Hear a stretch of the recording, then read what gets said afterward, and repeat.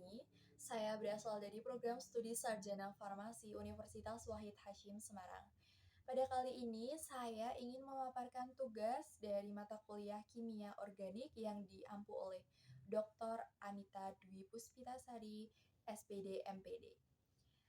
Materi yang akan saya bawakan yaitu tentang lipid. Yuk kita simak apa sih itu lipid?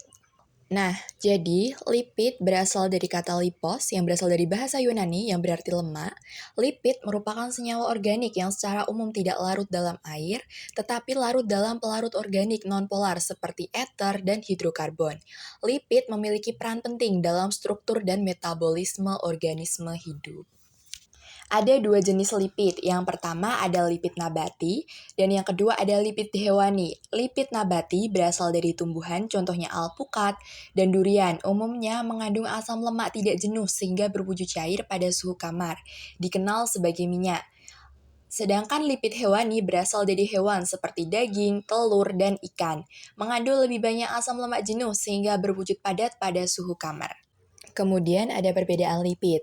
Antara lipid hewani dan lipid nabati memiliki perbedaan, karena lipid hewani mengandung kolesterol, sedangkan lipid nabati mengandung fitosterol. Kandungan asam lemak tidak jenuh lebih tinggi pada lipid nabati. Struktur lipid. Lipid memiliki struktur umumnya berupa trigliserida atau triasilgliserol, yaitu ester dari gliserol, dan 3 molekul asam lemak gliserol memiliki 3 gugus hidroksil yang bereaksi dengan asam lemak melalui esterifikasi.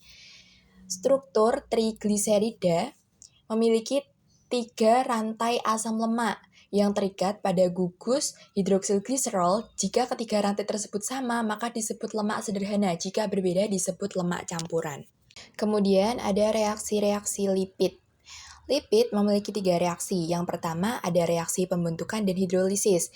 Pembentukan lipid terjadi melalui reaksi esterifikasi antara gliserol dan asam lemak. Sebaliknya, hidrolisis memecah ester kembali menjadi gliserol dan asam lemak, terutama dalam sistem pencernaan. Reaksi saponifikasi atau penyabunan. Lipid trigliserida direaksikan dengan basa kuat seperti NaOH atau KOH. Hasilnya adalah sabun, garam asam lemak, dan gliserol. Sabun keras dari NaOH misal sabun cuci, sabun lunak dari KOH misal sabun mandi.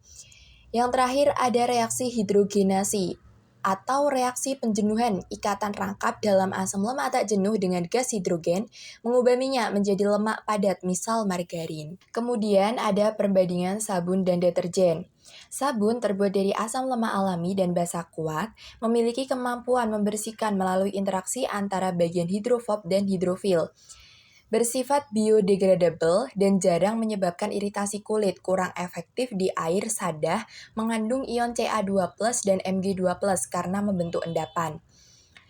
Deterjen merupakan pembersih sintetik dari turunan petrokimia, mengandung surfaktan yang menurunkan tegangan permukaan air dan mengikat kotoran. Tetap efektif di air sadah atau asam, sulit terurai di lingkungan, dapat menyebabkan pencemaran air. Reaksi turunan lipid. Lipid memiliki 2 reaksi turunan, yaitu ada fosfolipid, di mana turunan lipid di mana ada 2 gugus hidroksil gliserol berikatan dengan asam lemak dan 1 gugus hidroksil berikatan dengan asam fosfat. Memiliki struktur amfipatik, kepala fosfat hidrofilik sukar air, ekor lipid hidrofobik tidak suka air. Contoh, fosfatidilkolin atau lecitin, penyusun utama membran sel. Yang kedua ada steroid, lipid kompleks tanpa asam lemak terdiri dari 4 cincin karbon, bersifat amfipilik, banyak terdapat pada hormon, contoh estrogen, testosteron, dan progesteron. Yang terakhir ada kegunaan lipid. Lipid sangat berguna. Yang pertama, sebagai sumber energi utama, memberikan energi 2 kali lebih besar dibanding protein atau karbohidrat. Yang kedua, sebagai isolator panas, mamalia laut seperti paus, anjing laut menyimpan lipid di bawah kulit sebagai pelindung dari dingin. Yang ketiga, sebagai pelindung organ penting seperti ginjal dikelilingi oleh bantalan lemak.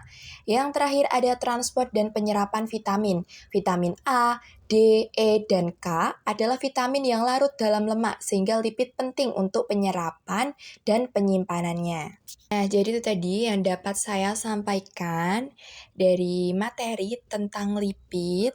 Mungkin jika ada kesalahan mohon dimaafkan ya teman-teman semua.